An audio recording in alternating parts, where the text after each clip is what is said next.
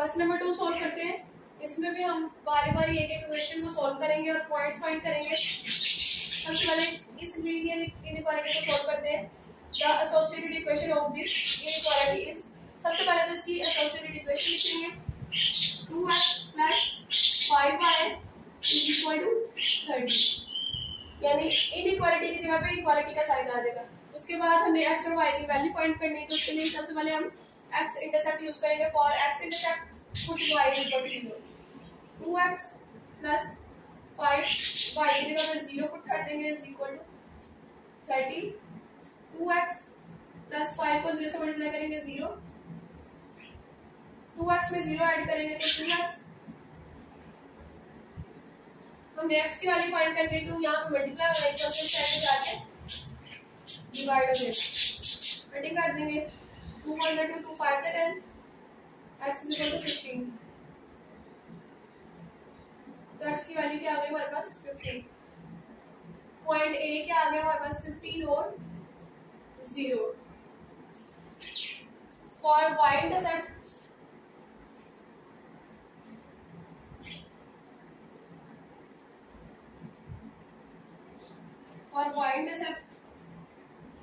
x = 0।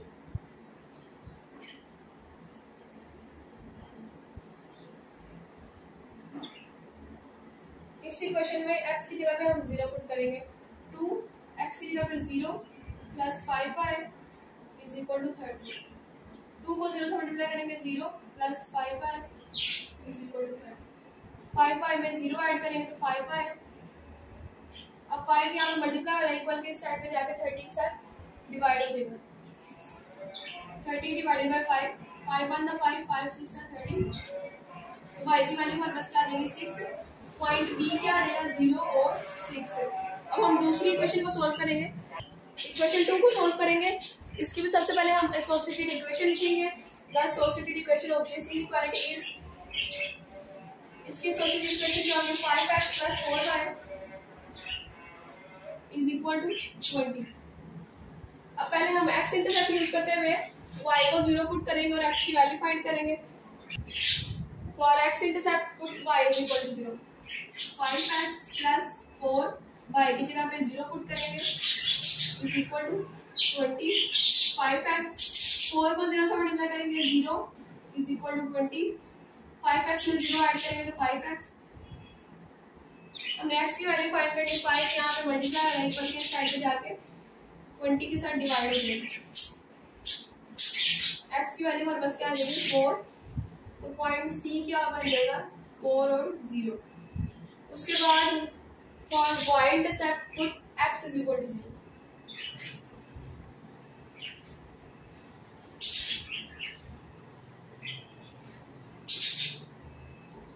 Put x = 0। 5 x की जगह पे 0 + 4y = 20। 5 को 0 से मल्टीप्लाई करेंगे 0 + 4y = 20। 0 में 4y ऐड करेंगे तो 4y = 20।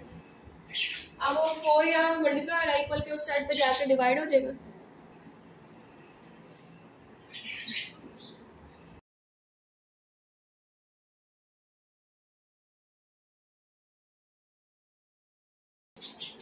फोर यहाँ पे मल्टीप्लाई हो रहा है, इक्वल के इस साइड पे जाके 20 के साथ डिवाइड हो जाएगा। 4 1 4, 4 5 20, y की वैल्यू क्या आ जाएगी 5। तो पॉइंट D हमारे पास क्या आ जाएगा 0 5। अब हम टेस्ट पॉइंट चेक करेंगे 0 0। टेक पॉइंट 0 0, x को भी 0 पुट करना है और y को भी 0 पुट करना है। पहले हम इस इक्वेशन का टेस्ट पॉइंट चेक कर लेते हैं, यानी x को भी 0 पुट करके और y को भी 0 पुट करके। 2x की जगह पे 0 + 5 y की जगह पे 0 ≤ 30। 2 को 0 से मल्टीप्लाई करेंगे 0, 5 को 0 से मल्टीप्लाई करेंगे 0, 0 + 0 0। 0 जो है वो लेस है 30 से, यानी 0 जो है वो 30 से छोटा है, तो इसका मतलब ये इनइक्वालिटी ट्रू हो गई है। अब दूसरी इक्वेशन की इनइक्वालिटी चेक कर लेते हैं।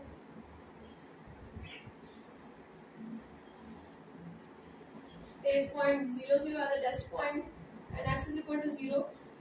Put x is equal to 0 and y is equal to 0. x को भी 0 पुट करेंगे और y को भी 0 पुट करेंगे इस इनइक्वालिटी में 5 x 0 plus 4 y 0 less than is equal to 20. 5 को 0 से मल्टीप्लाई करेंगे 0, 4 को 0 से मल्टीप्लाई करेंगे 0, 0 plus 0 0. अब 0 जो है वो 20 से छोटा है तो ये इनइक्वालिटी भी ट्रू आ जाएगी. अब हम चारों पॉइंट्स को ग्राफ पे मार्क करेंगे और फिर शेड करेंगे. पहला पॉइंट क्या, पॉइंट ए 15 और 0, यानी x की वैल्यू पॉजिटिव है. 15 प्लस 15 इस तरह,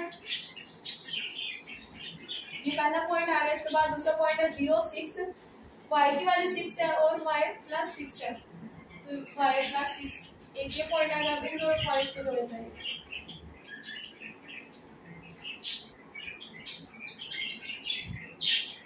उसके बाद बाकी दो पॉइंट्स, सी पॉइंट क्या 4 0, x की वैल्यू प्लस 4 है तो ये प्लस 4. इसके बाद ये पॉइंट सी है 4 0, ये पॉइंट कौन सा हमारे पास बी 0 6 और ये पॉइंट क्या हमारे पास पॉइंट ए 15 और 0. पॉइंट डी क्या 0 और 5 यानी y की वैल्यू 5. इन दो पॉइंट्स को जोड़ते हैं.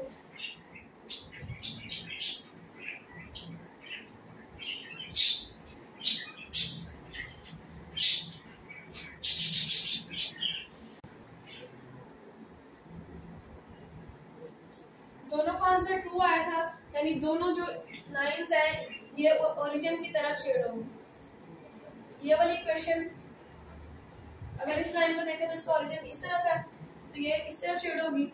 उसके बाद इस लाइन को देखें तो इसका ओरिजिन भी इस तरफ है तो ये भी इस तरफ शेड होगा. अब हमने कौन सा एरिया शेड करना है जिसमें x भी पॉजिटिव हो और y भी पॉजिटिव हो, यानी फर्स्ट क्वाड्रेंट में उनका कॉमन एरिया होना चाहिए, लेकिन वो वाला कॉमन एरिया जो सिर्फ फर्स्ट क्वाड्रेंट में आ रहा है, यानी सिर्फ इतने हिस्से में जो आ रहा है वो हमने शेड करना है. तो यहाँ पे अगर हम देखें तो फर्स्ट क्वाड्रेंट में तो ये वाला एरिया भी आ रहा है तो इसकी लाइन इस तरफ है और इसकी लाइन इस तरफ आ रही है और इसकी लाइन इस तरफ आ रही है. एक साइड पे एक डायरेक्शन में नहीं जा रही तो ये वाला एरिया कॉमन नहीं होगा. ये फर्स्ट क्वाड्रेंट में तो आ रहा है लेकिन एरिया कॉमन नहीं है. उसके बाद अगर हम ये वाला एरिया देखें तो इसकी लाइंस इस तरफ आ रही है और इसकी लाइन भी इस तरफ ही आ रही है. इसकी इक्वेशन की लाइन भी इस तरफ आ रही है और इसकी भी इस तरफ आ रही है, यानी कि इसका सिर्फ ये वाला एरिया शेड होगा. फर्स्ट क्वाड्रेंट में यहाँ तक ये वाला सिर्फ एरिया शेड होगा. अब ये शेडेड एरिया में जो पॉइंट्स आ रहे हैं उन पॉइंट्स पे हम इस फंक्शन की मैक्सिमम वैल्यू फाइंड करेंगे. कौन सा पॉइंट आ रहा है, पॉइंट ओ यानी ओरिजिन वाला पॉइंट 0 0, एक पॉइंट सी 4 0 और एक पॉइंट 0 5 और एक ये वाला पॉइंट आ रहा है.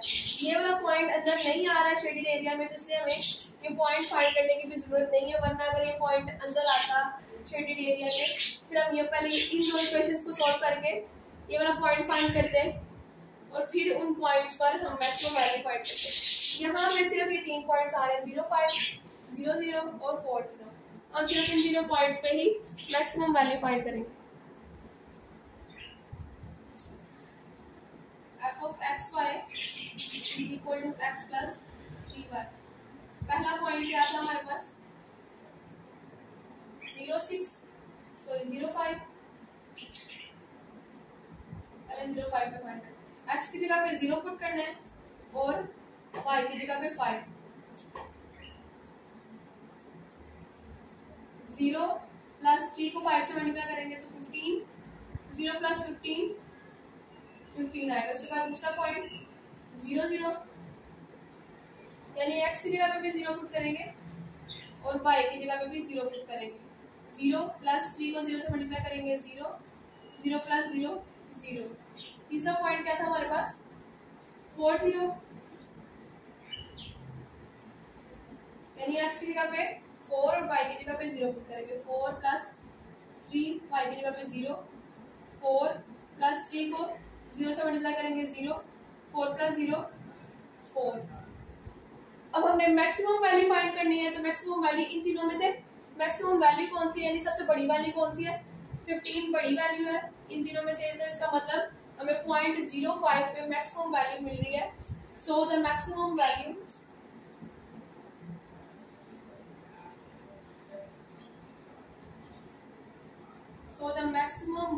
ऑफ f की मैक्सिमम वैल्यू क्या आ रही है 15 is 15 at the corner point